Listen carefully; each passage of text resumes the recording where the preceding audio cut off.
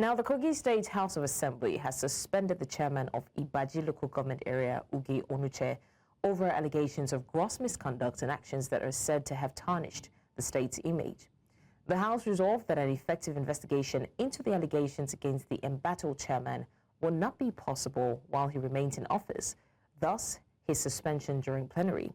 Onuche was directed to hand over the affairs of the council to the vice chairman, Victoria Okolo, pending the conclusion of the investigations. The Speaker of the House, Aliyu Yusuf, constituted a 5-member committee headed by lawmaker Bode Ogunmola to investigate the allegations, while giving the committee 1 month to submit its report.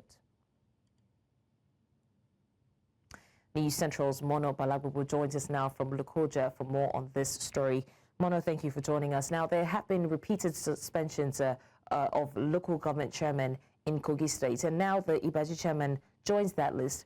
From where you are, does this look like a genuine accountability measure by the State Assembly, or are they just signs that politics and power play might be driving the move?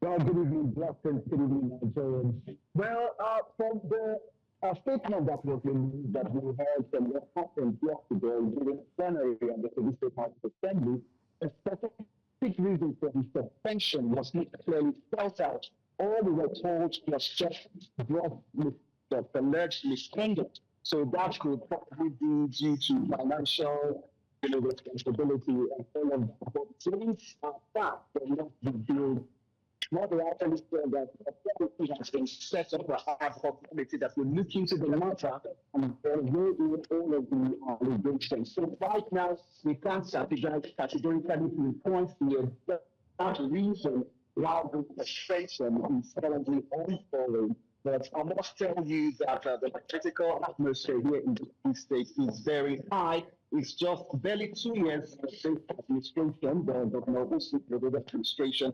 But the political tension is clear. I mean, it's just so high.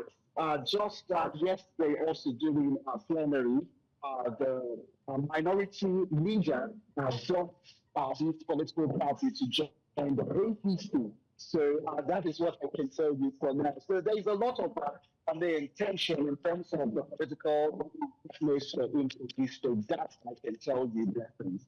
So what's the mood in Ibaji right now? Are the residents and civic groups seeing this as a step toward better governance, or are they skeptical that this is another round of political theater?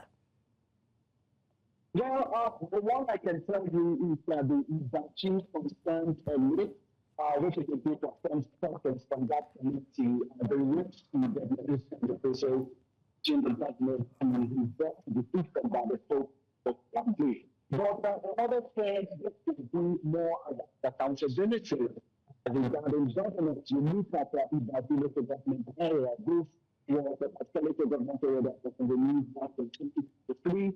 The then chairman was suspended and there was by voting of funds on the local government level during the Yaya administration. So, I mean, I think that with time, the ad hoc committee is going to work to investigate all of the allegations that have been raised concerning the local government chairman and the investigation. But also, some other persons in this, because that is an imperial district in Kogi State. So there's been a lot of concerns. Political analysts like issues of social media with the legalities of the suspension, how we can suspended. But this is not right. That the local government chairman in question, Emmanuel Onuche, can actually go to the court to actually select his decision by the State House of Assembly. But I'm not a legal expert, so we'll just see how developments will be. But there's been a whole lot of agitations on the heels of a particular cultural ceremony that is in Kaba West, where the music, because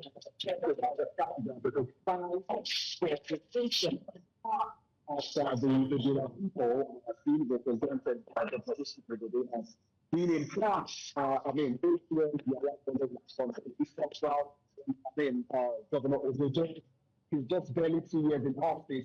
Earlier in the government house state lesson, he was talking about the fact that people should stop talking about 2027, that he's just barely 2 years in office, and they should focus on governance and leave 2027 all alone. But I can tell you for a fact, conversations about 2027 and the government election in this state is getting heated up. It appears to be that the Kogi Senator is usually in different with the leadership of the party.